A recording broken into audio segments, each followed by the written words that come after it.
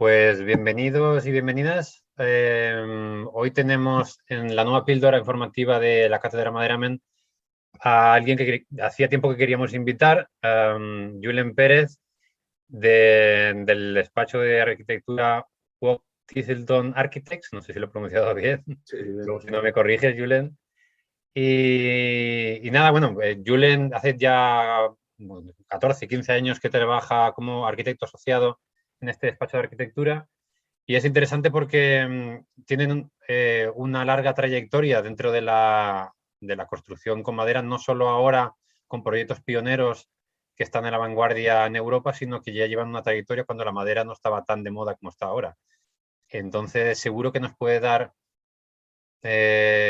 pistas sobre si el camino que se está recorriendo en estos momentos es el adecuado y, sobre todo, tener un poco una perspectiva y una proyección de si el camino que está llevando la madera a día de hoy es un camino sostenible realmente, aunque el término esté muy manido, y que nos dé un poco también, que nos arroje luz sobre las posibilidades de la madera en ese tipo de edificios que trabaja este despacho de arquitectura, en edificios en altura, tanto en residencial como en terciario.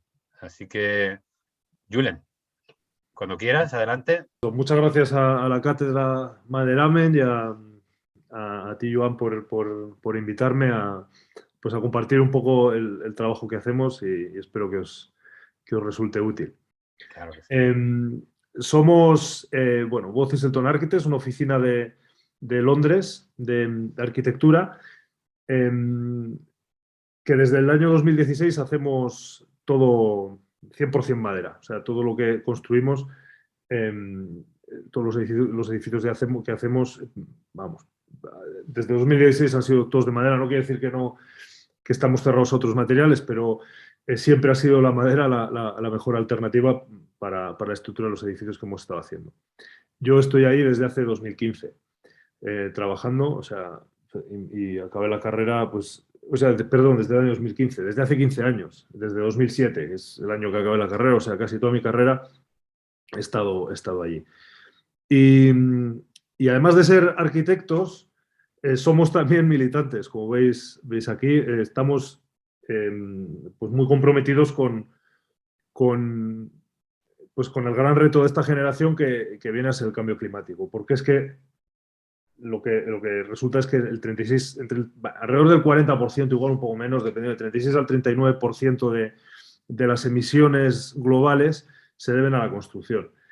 Y los arquitectos podemos ser muchas cosas, somos artistas, poetas, pero también somos dentro de la industria de la construcción. Y gran parte de eso es culpa nuestra y responsabilidad nuestra. Entonces, eh, tenemos que saber, vamos, es importante entender el impacto que tenemos como arquitectos, ¿no? Entonces, lo que hay que entender es qué es dónde está el carbono que emitimos, la contaminación, dónde sale, ¿no? Entonces, en esta gráfica se muestra, bueno, digamos la línea del carbono, ¿no? Entonces, en amarillo estoy mostrando el carbono incorporado del edificio, o sea, las emisiones de CO2 a la atmósfera que se deben a la construcción y a los materiales del edificio.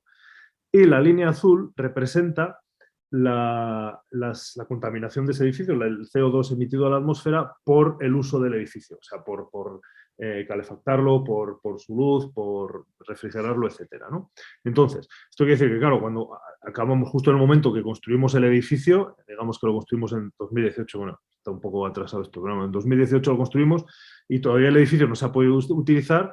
El 100% del impacto del CO2 del edificio se debe a su construcción y a los materiales. Y a medida que el edificio se va utilizando, pues el porcentaje, claro, al contaminar el edificio por su propio uso, pues este impacto va reduciendo. Pero al final de la vida útil, de aquí de 50 años que podría durar un edificio, al final la mitad de las emisiones de un edificio se deben a su construcción y sus materiales, y la otra mitad se debe a su propio uso. Entonces, el problema que tenemos es que toda la normativa y todos los esfuerzos se están haciendo en reducir en hacer nuestros edificios más eficientes y que contaminen menos en el uso. Está muy bien, pero no es suficiente.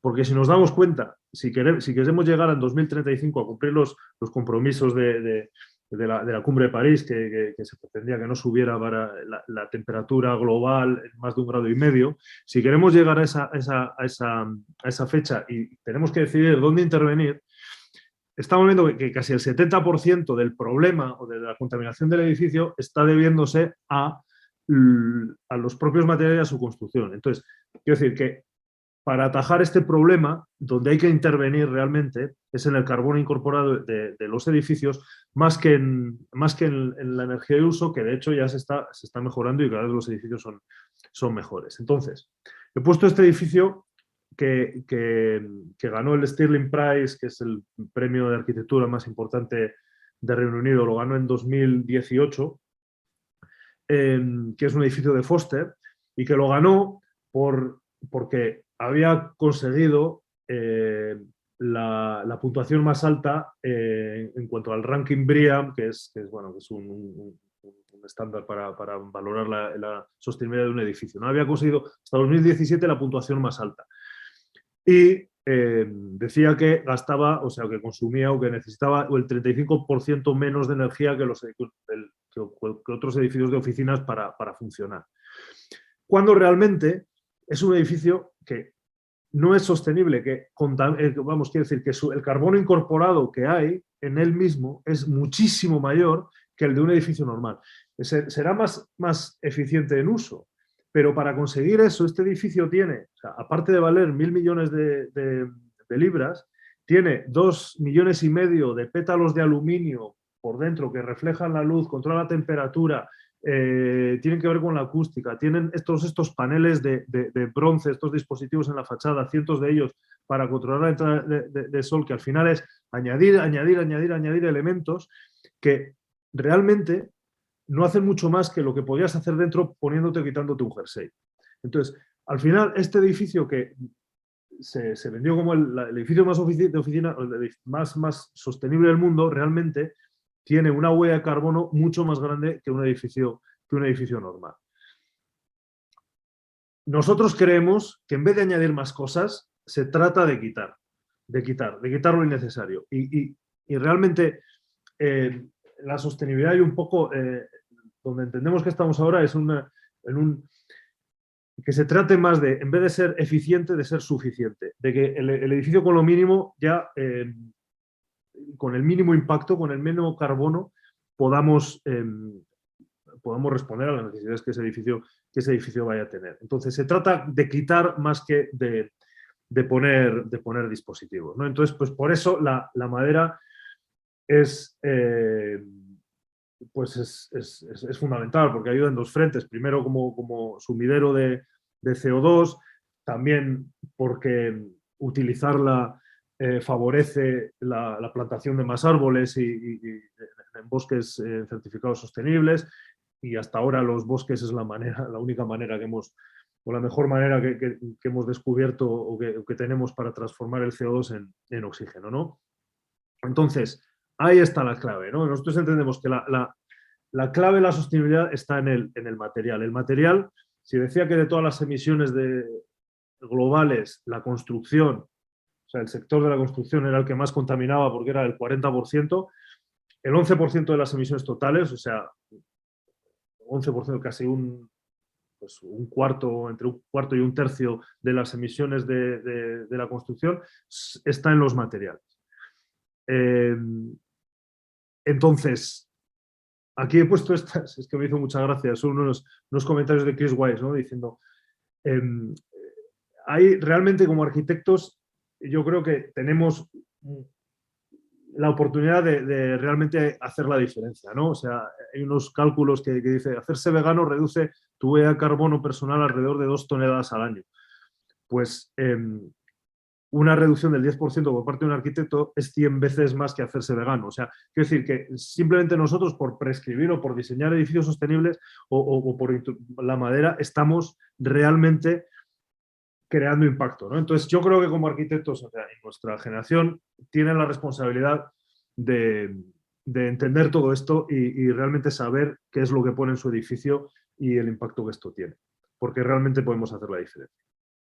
Entonces, ahora os voy a ir repasando algunos de los proyectos que me parecen a mí pues, más interesantes de toda nuestra trayectoria, incluyendo una reflexión en cada uno de ellos que, bueno, espero que sea útil, ¿no? Entonces, el primero es, yo supongo que esto lo habréis visto yo lo he visto en muchas presentaciones porque realmente fue el primer edificio en altura, pues son 9 plantas de madera contralaminada que se hizo en 2007 en Londres. Justo yo cuando llegué a la oficina estábamos, bueno, todavía no habíamos empezado a construirlo, pero vamos, ya estaba todo aprobado. Y entonces, este edificio es importante porque primero representa un cambio sistemático en la manera, o sea, bueno, de repente pone la madera contralaminada en el mapa, pero también sobre todo porque es el primer edificio que presenta la estrategia del carbono incorporado como una credencial sostenible. Hasta entonces nadie hablaba pues, por ejemplo, del CO2 secuestrado dentro de la madera ni cosas de estas, ¿no? Y este proyecto era un solar que no se había podido resolver en Londres, nunca había sido viable para ningún promotor, porque había una norma en Inglaterra que decía que el 20% de la energía que consumía cada edificio tenía que estar generada in situ en el propio edificio, pues por paneles solares o por turbinas eólicas, pero vamos, que cada edificio debía producir el 20% de su energía. Entonces, este solar, que es bastante pequeño, de hecho el edificio es casi la extrusión completa del solar, no había espacio suficiente en cubierta como para generar una energía suficiente que fuera el 20% de las viviendas que hacían, del número de viviendas que hiciera viable el proyecto. O sea que igual, quiero decir que esta cubierta tan pequeña daba pues para 4 plantas de viviendas en cuanto a la energía que podían producir. Entonces, el hecho de que fuera nuestra oficina y presentara, bueno, pero es que hay tanto CO2 almacenado dentro de esta estructura y los árboles que se han plantado en contraprestación a los que se han utilizado en hacer este edificio, hay tanto CO2 en esta estructura almacenada que representa lo que este edificio iba a consumir en, no sé si eran 30 años, ¿no? Entonces, como cambiar un carbono por otro y fue la primera vez que esto se admitió por las autoridades. Entonces, es una clave, es muy importante. El edificio es, bueno, planta honeycomb, llamamos como panal de abejas, son forjados, bueno, núcleo forjado y muro son de madera contralaminada, una estructura compartimentada, pues muy, muy adecuada para la vivienda social que es. Y bueno, pues allí quedaron patentes todas las ventajas de la madera como material, que es que la madera es una joya tecnológica, tiene la mitad de resistencia del hormigón, pero pesando un quinto. Entonces es fundamental y entonces todas estas cosas pues se hicieron plausibles al hacer la obra. Pues menos residuos, una obra muy silenciosa, muchos menos deliveries, muchos menos camiones en obra, muy ligero y bueno, y toneladas de CO2 ahorradas a la atmósfera. El siguiente proyecto que hicimos con este sistema fue Dalston Lane, que fue cuando ya probamos este sistema pues, a gran escala, ¿no? 121 viviendas de madera, que bueno, que hemos hecho el cálculo, que este edificio hubiera pesado 10.000 toneladas 10.000 toneladas si hubiera sido hormigón y siendo de madera pues son 1920 toneladas de pinos frescos, o sea que es un cambio sustancial. Además, el hecho en este caso, fíjate, la ligereza del material fue importantísima porque esto es otra cosa que tener en cuenta. Ahora ya en los entornos urbanos densos en los que nos movemos, que las ciudades están muy perforadas con por los suelos con, yo qué sé, con túneles, metro, etcétera, o malos suelos de rellenos, etcétera, las cimentaciones son cada vez más clave, ¿no? Entonces, este edificio, con lo que hubiera pesado, si se hubiera hecho de hormigón, no hubiera podido tener en la parte alta tantas viviendas, precisamente por el peso y porque el pilotaje no permitía, porque estaba por aquí pasa un túnel del nuevo Crossrail de Londres. Claro, entonces, el hecho de hacerlo de madera mucho más ligero, pues permitió construir estas 3 o 4 últimas plantas, que al final es lo que hizo viable el proyecto para el promotor. Y bueno, aquí tengo algunos datos, pues eso, que esto es lo que os decía, que justo arriba a la izquierda de poder construir más viviendas, menos transporte, y esto, y sobre todo, bueno, 7.000 toneladas ahorradas a la atmósfera y una construcción pues también mucho más rápida. Siempre digo el chiste, fijaos si fue rápida la construcción, que cuando acabó de pasar el tren ya se había acabado la obra. Otra tipología que nos hemos adentrado y que ha sido también muy reveladora es la industrial. Este es el edificio de Bitsu, que es una fábrica bueno, estanterías. Esta estantería que tengo detrás es de hecho de Bitsu, que es un sistema modular de estanterías diseñado por Dieter Rams, que es un diseñador muy importante alemán de la segunda mitad del siglo pasado. Y entonces, este proyecto pues representa pues también, claro, al final también para pensar en industria, claro, y al final ser una sucesión de pórticos, nos hizo pensar también en aplicar esa lógica industrial también a la manera que teníamos de hacer arquitectura, ¿no? Entonces, al final, cada pórtico se puede dividir como una parte, y es como un enfoque del edificio como kit of parts, arquitectura, pues eso, a partir de partes, ¿no? Este edificio tiene es una serie de elementos prefabricados, las vigas y los pilares son de madera microlaminada, de LVL, tiene CLT, son las cubiertas, es contralaminado, las ventanas y los lucernarios son prefabricadas, entonces son toda una serie de elementos prefabricados que luego se ensamblan en obra. Y todo esto, pues bueno, al final para conseguir un espacio, una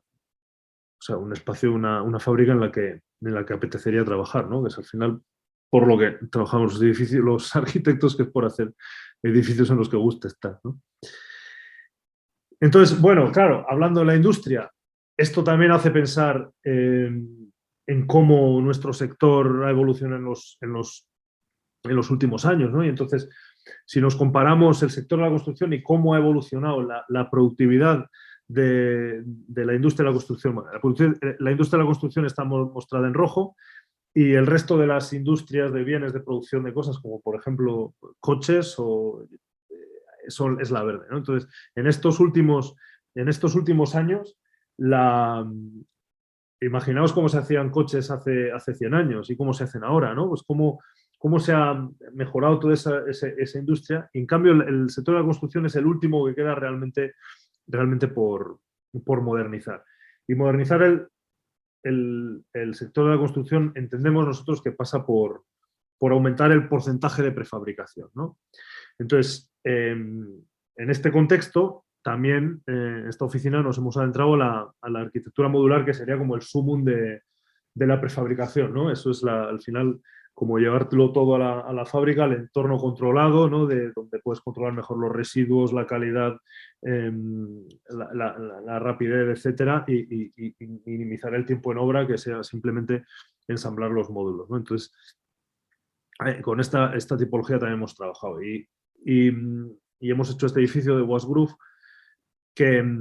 donde también la madera, aparte por su ligereza, que facilita el transporte y la colocación de los módulos en obra, tiene otra ventaja muy clara, que es que, dada la versatilidad del tablero de CLT, que es a la vez acabado, que es a la vez estructura, que es aislamiento, es simplemente el panel ya cumple muchísimas funciones que otros módulos típicos que existen en el mercado, como los de acero, pues tienen muchísimos más elementos, ¿no? Tienen que si los montantes, las diagonales, el aislamiento, la capa, el revestimiento, etcétera, ¿no? Entonces, aquí todo eso te lo quitas ya casi poniendo simplemente un panel, ¿no? Lo que al final simplifica mucho el proceso y bueno, y también vuelve a ser un poco esta idea de minimalismo y de utilizar los menos elementos posibles. Entonces, bueno, esto es New Living, que es los que han promovido el proyecto. Pues, bueno, estas son fotos de la obra y la idea que tienen es de construir 5.000 viviendas al año y nosotros calculamos que cada una de estas viviendas salva unas 40 toneladas de CO2 a la atmósfera, o sea que es otra vez un gran impacto. Oficinas. Las oficinas también hacemos oficinas y son diferentes porque no son, bueno, se parecen más un poco a la tipología industrial que a la residencial en cuanto a que, aunque necesitan mayores luces y no pueden ser compartimentados como el Honeycomb de Murray Grove y de Dalston, ¿no? Entonces este es un edificio de oficinas en Osman Road, completado también recientemente, que es también pues, un ejemplo de arquitectura desmontable, arquitectura como atornillada, ¿no? Que se pudiera, que no es transfaraguada, que es una mucho más ligera. Y en este caso las vigas son de acero, pero los forjados y el núcleo de comunicaciones es de madera contralaminada. Y es otro ejemplo como de arquitectura un poco desnuda, ¿no? O sea, realmente desnuda en el sentido bueno, que no hay más de lo necesario. Al final, una cosa buena que tiene la madera es que, bueno, en la oficina decimos let the timber do the job, ¿no? Como que deja la madera que haga el trabajo. Simplemente un edificio, un espacio, por mucho que sea un espacio que igual en otros materiales como el hormigón quedaría frío y sombrío, que un rectángulo o un prisma de hormigón, pues simplemente eso de madera ya es diferente. O sea, simplemente que no hay que añadirle mucho a la madera para que ya luzca y cree espacio y cree, bueno, pues eso, belleza. Otro edificio, Black and White, otro edificio de oficinas también en Londres, está en obra ahora mismo y este sí que es todo de madera, toda la estructura es de madera. Son 5.000 metros cuadrados de oficina, tiene un sótano y el primer forjado son de hormigón y a partir de ahí la estructura es de pilares y vigas de LVL, de madera microlaminada y bueno, y los forjados de CLT. Y hemos hecho un análisis que es muy revelador de dónde está el carbono incorporado de cada parte del edificio, ¿no? Entonces aquí se ve en gris cómo el impacto que tiene todo el sótano o sea, los pilares y las vigas y las losas del sótano, cuál es el porcentaje de carbono que representan con respecto al resto de las plantas de madera. Y esto no incluye el carbono secuestrado en la estructura. O sea que bueno, que se ve, pues las columnas y las vigas de BB es Baubuche, que es la madera está microlaminada, pues son el 2% de todas las emisiones, ¿no? Bueno, pues muy revelador. Este edificio es más grande, también totalmente de madera, bueno, este no tiene los núcleos de madera, pero es un edificio en Milán también de oficinas, 44.000 metros cuadrados de oficinas, que estamos trabajando en la obra, todavía no se empezó la obra, pero esperemos que pronto. Y este ya es meternos de lleno en esta lógica constructiva que un poco he empezado a hablar un poco de ella con Vitsu, con la fábrica de estanterías, que es el kit of parts, ¿no? La arquitectura desmontable, ¿no? Y entender sistemáticamente el edificio y entenderlo, pues eso, este es el grid, la malla estructural del edificio es de 9×9, pues bueno, este es un cuadro de 9×9, tenemos identificada desde el principio la cadena de suministro de este núcleo, ¿no? Y cómo va a ser, cómo van a ser todos los elementos, las vigas, las ventanas, la modulación, todo está perfectamente medido, porque luego al final esto se repite en cada tramo estructural y al final tenemos el edificio, ¿no? Al final es como una especie de puzzle, pero que estamos realmente diseñando despacito y a la vez, ¿no? O sea, quiero decir, no somos como... La manera de afrontar la arquitectura no es como se ha hecho un poco en la arquitectura tradicional, que es, vale, pues llega el proyecto al arquitecto, el arquitecto diseña algo pues respondiendo a, pues eso, al brief o al programa y al contexto, y luego eso va al ingeniero de estructuras que lo intenta cuadrar todo de la mejor manera posible y vuelve al arquitecto que hace cambios o le pide al ingeniero que haga otros cambios, tal. No, pues esto desde el principio está coordinado todo completamente, ¿no? Nosotros desde el momento en el que empezamos a plantear un edificio, pues ya están las nociones estructurales y constructivas y espaciales evolucionando a la vez, ¿no? Entonces, eso permite pues más control. Aquí está toda la estructura del edificio, cómo funciona. Os decía, el sótano y los pilares de planta baja son de hormigón y a partir de ahí todo es madera. Las vigas van solo en una dirección, aparte de la viga perimetral, las vigas, es una retícula de 9×9, las vigas van solo en una dirección, en la dirección principal, y en la dirección contraria, entre viga y viga, van unas losas nervadas también de CLT. Y luego, pues el sistema de fachada prefabricada con los los sistemas de protección del overheating. Este proyecto hemos tenido problemas porque, bueno, me voy a parar un poco en porque sí que me parece interesante redefinir lo que significa el éxito en arquitectura, ¿no? Este proyecto,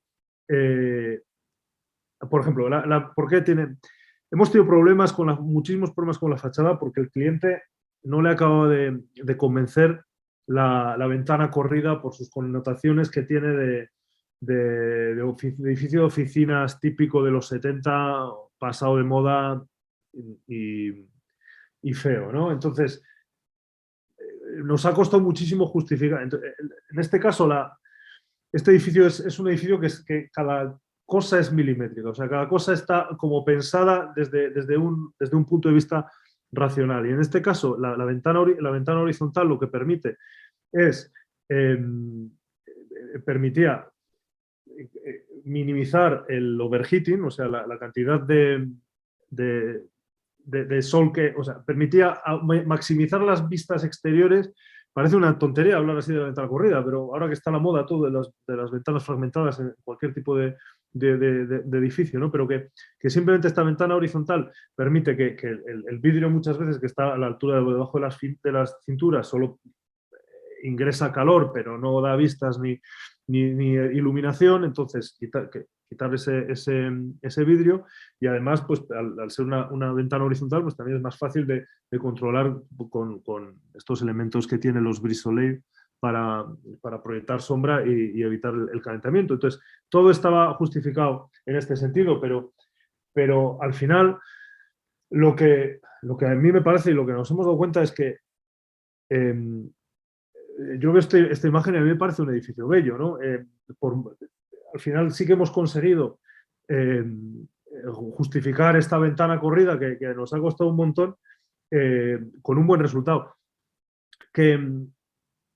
Y lo que digo es que yo creo que precisamente todo esto de pensar el edificio desde dentro, en el que estás, lo que decía, despacito y a la vez, y pensando en espacio, construcción y estructura al mismo tiempo, y obviamente en el impacto de las decisiones que tomas en el medio ambiente, pero desde dentro hacia afuera, o sea, esto igual suena un poco cursi, pero de la misma manera que hay, o sea, el ideal platónico, el clásico de la belleza, la belleza es el espejo del alma, ¿no? Entonces las personas que eran bellas era porque eran buenas, ¿no? Eso no funciona en las personas, es mentira.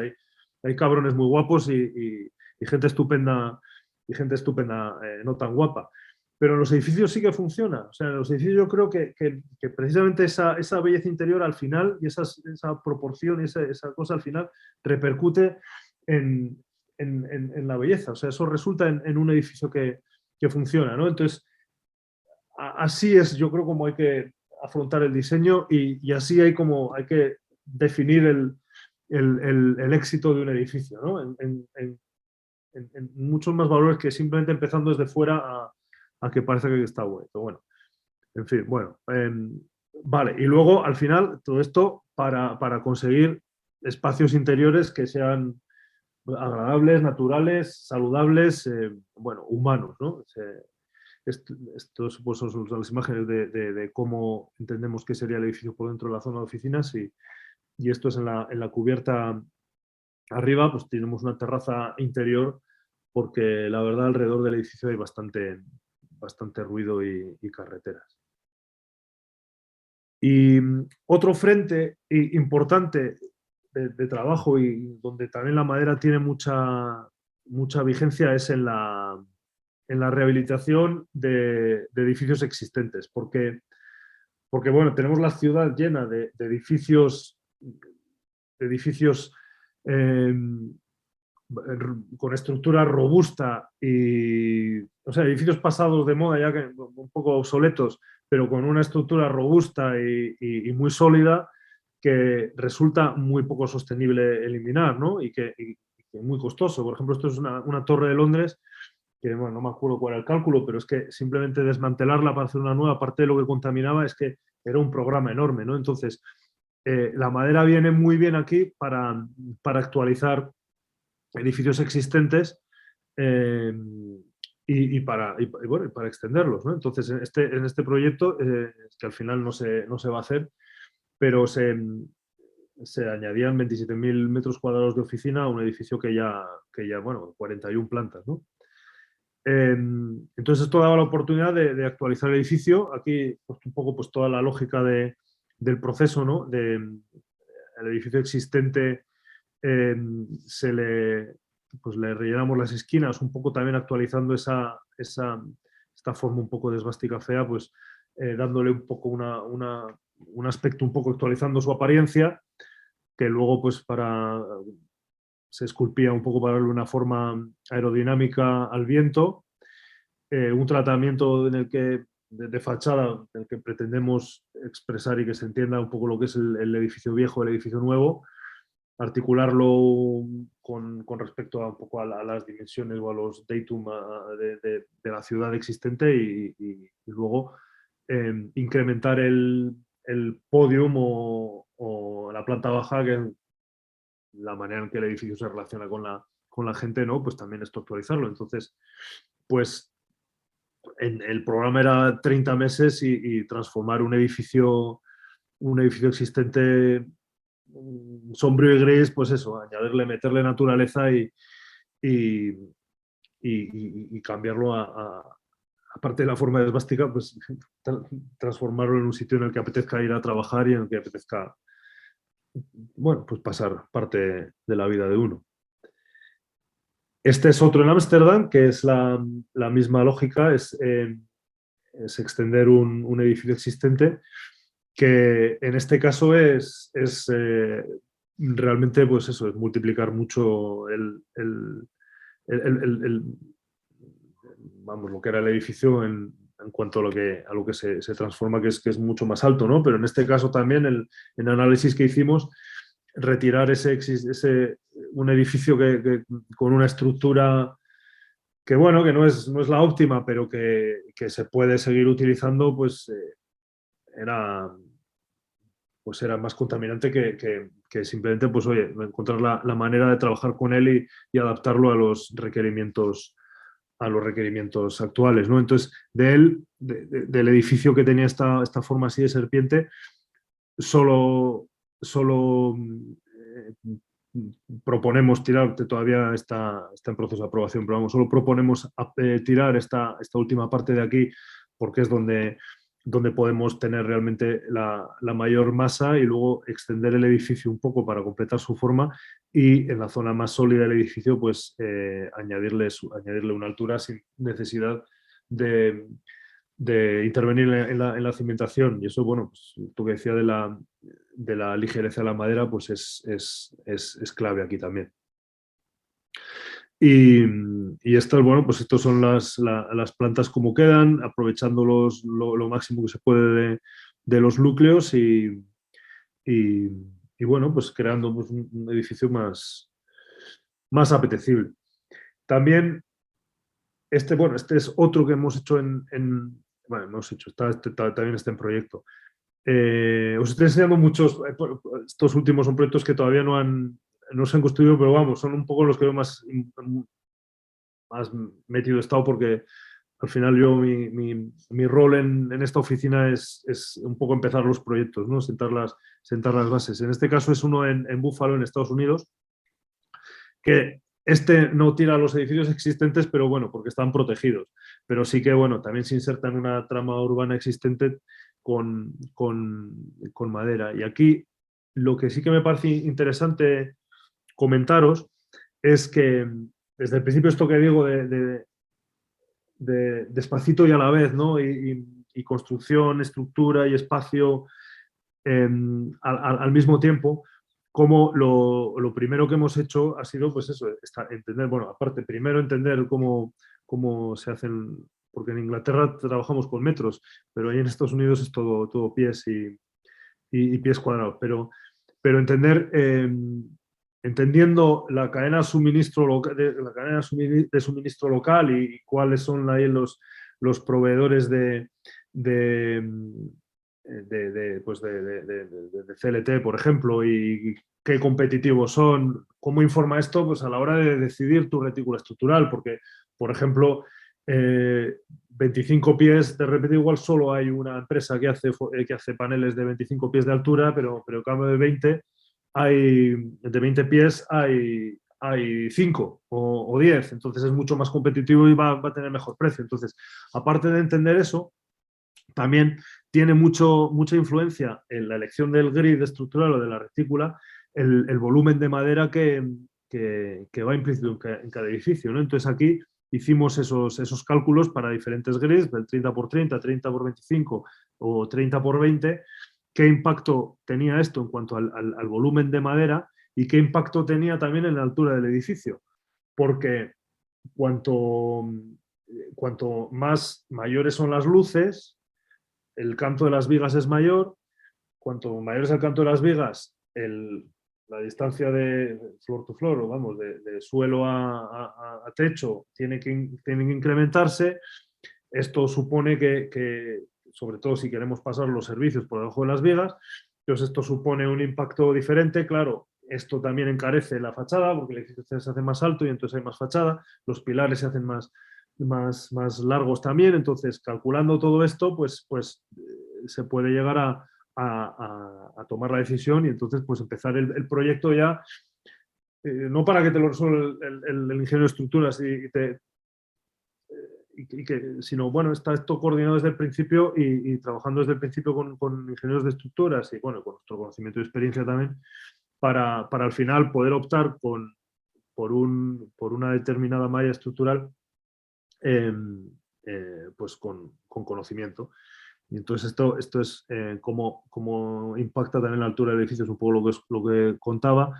También decidir desde el principio cómo se pasan los servicios, si se pasan pues por debajo de las vigas, si necesitamos un espacio o sea, necesitamos una luz más corta para pasar los servicios y esto supone un pilar más que esto igual, bueno, pues te salva altura de planta, pero añade pilares en la planta, que tampoco es lo que, sobre todo en un mercado como Estados Unidos, que están tan acostumbrados al Open Plan Office y a las grandes luces, pues bueno, al final optar por esta opción que al final fue los servicios que fueran por el suelo y bueno, y nos permitía además estar debajo de los 85 pies de altura, que en la normativa americana, suponía un umbral en cuanto a las protecciones de fuego que había que dar. Entonces, pues era interesante. Entonces, pues pero todo esto es del inicio del proyecto, ¿no? Son decisiones que se toman al principio. Este es un concurso reciente que hemos hecho también de un edificio de oficinas en Londres, que también abunda un poco en esta idea que os contaba, ¿no? Desde el principio considerar, de tener estas cosas en cuenta, ¿no? Entonces, en este caso, lo que normalmente nosotros tendemos siempre por esto que decía un poco de simplificar al máximo y de crear belleza a partir de orden, o que no haya necesidad de estridencias para hacer que un edificio sea especial, ¿no? Siempre partimos de formas regulares, porque son, pues eso, las más simples de construir, las más rápidas, las más baratas, las más eficientes, ¿no? Pero en este caso, claro, aparte de la forma del solar, sí que nos ha permitido, ha sido una oportunidad para coordinar un poco los servicios, ¿no? Entonces, lo que hemos hecho aquí, igual se ve mejor en la sección que tengo. Sí, era muy importante en este caso que minimizar la altura de las plantas, ¿no? Entonces, y que la altura libre de la oficina tiene que ser de 2,80 metros. Entonces, el hecho de tener zonas con las grandes luces, en amarillo se presenta la viga, ¿no? Pues la luz, quiero decir, en dirección perpendicular a las vigas principales, o sea, espera, no sé si... este también es como el que os enseñaba de Milán, de Main. Las vigas principales van en solo una dirección, aparte de la viga perimetral. Y en este caso, en vez de ser 9 por 9 como era Milán, este es 9 por 6. Y es 9 por 6 porque en Milán tenemos una losa nervada de CLT, pero aquí tenemos ya simplemente 6 metros, y es una luz que el tablero de CLT cumple muy bien. Y entonces tenemos tableros de CLT sobre la viga en esta dirección, que es una manera muy eficiente, y los servicios pueden ir por debajo del CLT sin interferir con las vigas en esta dirección. Entonces, cuando tenemos que pasar los servicios en el sentido perpendicular a las vigas principales, aquí reducimos la luz, ¿no? Entonces, y esto es lo que se enseña en la sección, pues esta viga para esta luz de 3 metros más pequeña, entonces los servicios pueden ir por debajo manteniendo la luz de 2,80 metros. La altura libre de 2,80 metros. Y entonces, precisamente, lo que quería decir es que este ángulo sí que nos permite al final también reducir la luz de las vigas en esta situación, y también nos permitía pasar estos últimos servicios para llegar a estas calles principales, que es por donde se distribuyen, ¿no? Entonces, bueno, esta es la razón, este edificio que al final también está como desde el principio concebido para que esté todo, o sea, que sea, pues eso, que esté ensamblado, los diferentes elementos esté controlado desde el principio. Y bueno, he puesto aquí un poco la fachada es contextual, respondiendo en este caso no es ventana corrida, pero es una fachada contextual respondiendo un poco a la incidencia solar y bueno, el contexto y las sombras y la distancia y la relación con los edificios de alrededor. Es de acero corten. Y esta es la sección, un ecosistema de espacios hemos llamado, y sí que poníamos justo en el núcleo, el núcleo una escalera abierta, una escalera future stair, una future como representativa, también como para animar a la gente a usarla, y intentando animar, pues, a una vida más saludable, ¿no? Que es, bueno, es interesante también. Si las escaleras son bonitas, pues igual apetece más utilizarlas. Bueno, ya estoy llegando, no sé muy bien cómo como de tiempo, he puesto este otro proyecto que es un proyecto pequeño, es un pabellón de arquitectura que nos encargó el Festival de Diseño de Londres, ¿no? Entonces, pues me parece muy interesante porque nos dio una oportunidad a reflexionar qué es la arquitectura temporal, ¿no? Un pabellón de arquitectura temporal, por definición, es algo que se hace pues, temporalmente, quiero decir, para luego deshacerlo, ¿no? Entonces, todos los predecesores, pues al final habían hecho un pabellón estupendo que funcionaba, pero que luego, ya, cuando se acababa el mes de la exposición, pues llegaba un camión de basura y se lo llevaba, ¿no? Entonces, eh, esto es un poco un manifiesto de decir, vale, nuestra arquitectura temporal no es, o sea, pervierte esta noción de arquitectura para tirar, y lo que estamos diciendo es, oye, vamos a demostrar que se puede hacer un pabellón que pueda ser reutilizado en otras exposiciones, ¿no? Entonces, en el centro es la forma original. También era un poco para justificar, cuando hicimos eso estábamos haciendo un poco el edificio del de Watts Groove que os enseñé al principio, modular. Entonces, un poco entender cómo que estamos hablando de un proceso repetible más que de un elemento repetitivo, ¿no? Entonces, que como simplemente unos cubos te podían dar muchas alternativas y crear unos espacios interesantes, ¿no? Entonces, la primera configuración es esta que está en el centro, que es la en el Victorian Albert Museum en Londres, que es una disposición de estos cubos un poco orgánica, con cubos a media altura y tal. Que luego se reconfiguró para ir a Milán, a la Feria de Diseño de Milán, que es a la izquierda.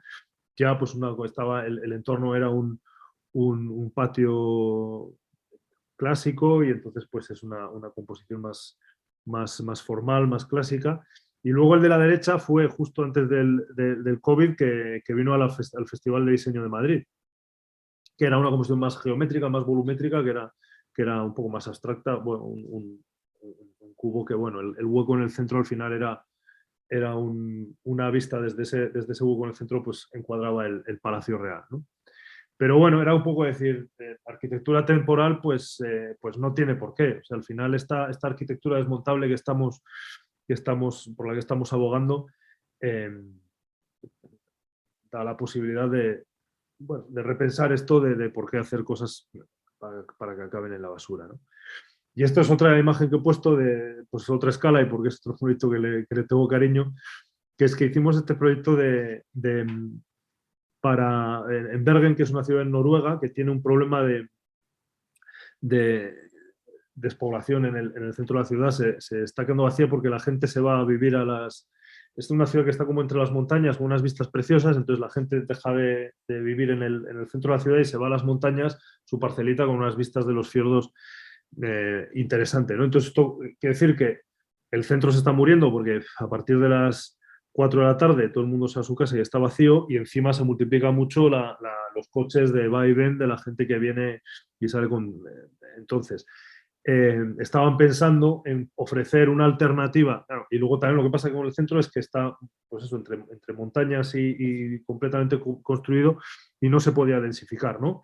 Entonces, la idea era crear una alternativa a la vida en las montañas dentro de la ciudad, cerca del centro, un poco para activar, para animar a la gente a vivir ahí, y así activar un poco el centro y resolver sus problemas. Entonces, la única alternativa que tenían era hacerlo encima del lago. Y ahí, pues, claro, nos preguntaron a nosotros porque, bueno, obviamente la cimentación era clave, y cuanto más ligero el edificio, pues mejor, ¿no? Entonces hicimos este estudio pues para estudiar un poco cuál sería el impacto de extender la ciudad de esta manera sobre este lado. Y luego, ya por último, iba a contaros rápidamente dos proyectos de investigación, porque el 20% más o menos de las cosas que hacemos en el estudio es investigación, porque también realmente entendemos que es lo que la industria necesita ahora, ¿no? Entonces, uno de estos proyectos es Building Wood, que es del programa Horizon 2020, que es que es un proyecto con fondos europeos para desarrollar un sistema constructivo en madera. Bueno, es un proyecto con 21 socios en total, que están, pues hay más arquitectos, ingenieros, universidades, laboratorios, proveedores de material, por ejemplo, Stora Enso, o, bueno, pues eso, muy constructores que van a hacer prototipos, etcétera, pero vamos, un gran compendio de gente trabajando pues, para establecer un sistema constructivo completo en madera que se adapte a las diferentes normativas de todos los países de Europa, a los diferentes mercados de todos los países de Europa, que sea un sistema reversible, que sea de viviendas, de oficinas, etcétera, ¿no? Pues para tener, al final, el objetivo es tener una guía con todos este conocimiento y un poco pues entendiendo pues las diferentes, por ejemplo, las diferentes normativas, los detalles de fachada, cómo evolucionarían de un país a otro y cómo la madera y el suministro de materiales europeos pues pueden bueno, pueden hacer que se construya más en madera, ¿no? Bueno, quiero decir, es una guía, pretende ser una guía. Y esto yo creo que son 2 años más de investigación hasta que salga la guía. Y luego hay otro que es que estamos haciendo que este es dentro del Reino Unido, porque en Reino Unido hubo un incendio yo creo que hace 4 años así, el incendio de Grenfell, que no tuvo nada que ver con la madera, porque al final fue lo que no había fire stoppers en la fachada y fue una tragedia terrible porque el fuego se extendió entre el nuevo cladding, el nuevo revestimiento que le habían puesto al edificio existente y funcionó como una chimenea y ardió y hubo muchísimas víctimas, ¿no? Entonces, aunque la madera no tenía nada que ver ahí, ha salido muy fastidiada porque lo que hizo el gobierno como una medida urgente claro, la gente estaba indignada porque cómo es posible que se haya renovado un edificio y que haya sido una jaula para esta pobre gente, ¿no? Entonces, para hacer un cambio de idea y decir, no, este gobierno se preocupa por vosotros, vamos a prohibir los materiales combustibles en fachadas, de esta manera el problema está solucionado.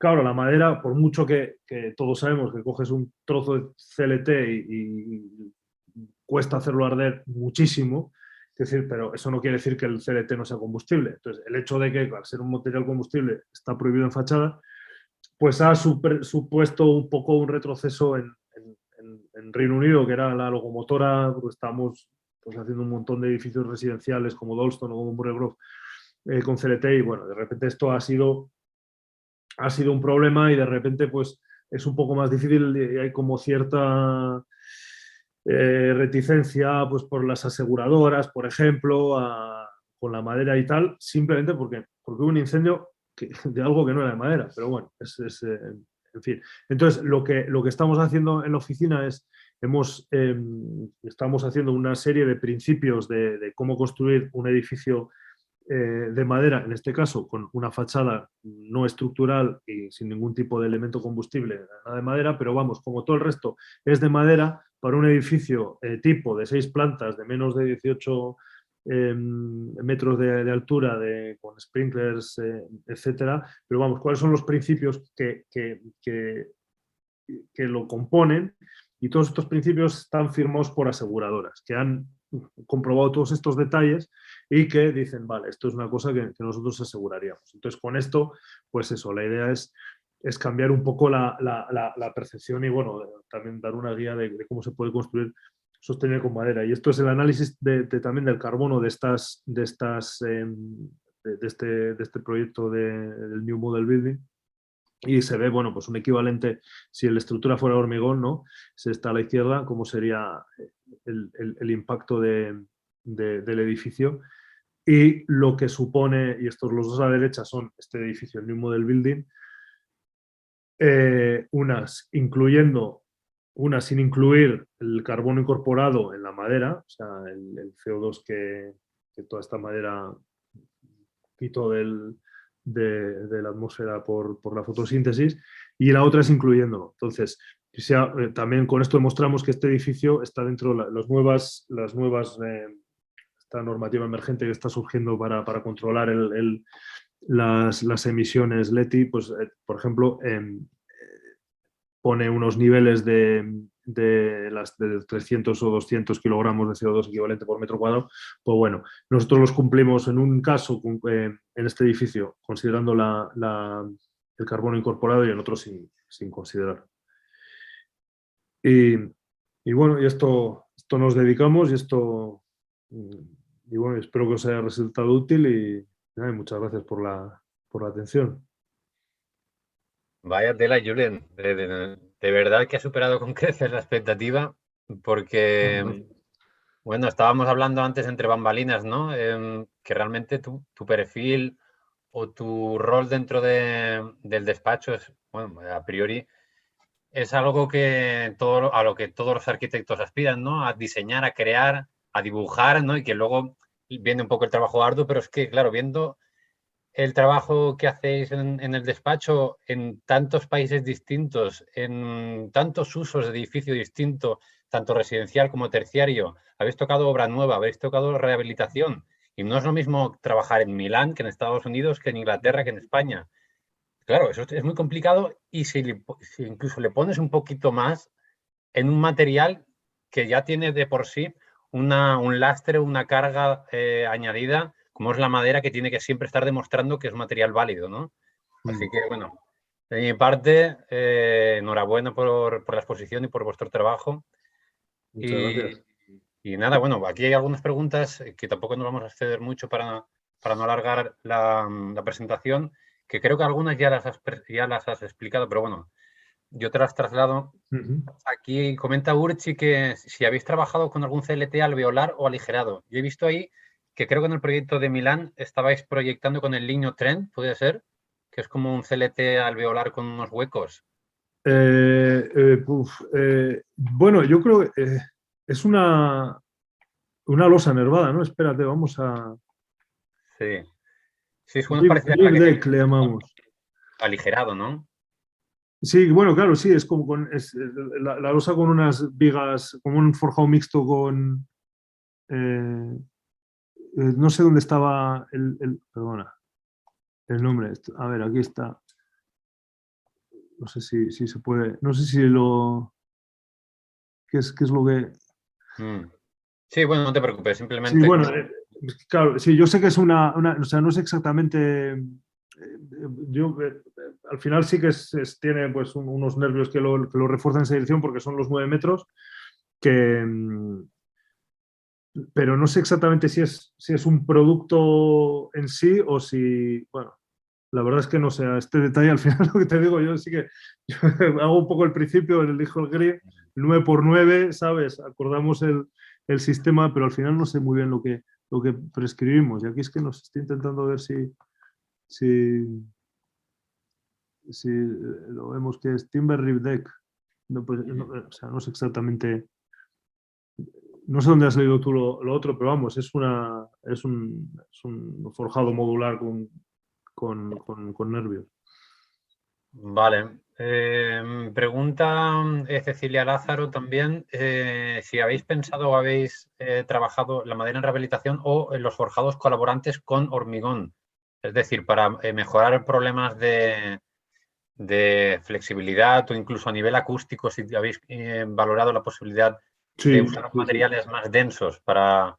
Sí, sí, de hecho, sí, desde el principio, y tanto, sobre todo en residencial, tanto en los dos primos que os he enseñado, Murray Grove y Dalston Lane, los dos tienen compresión.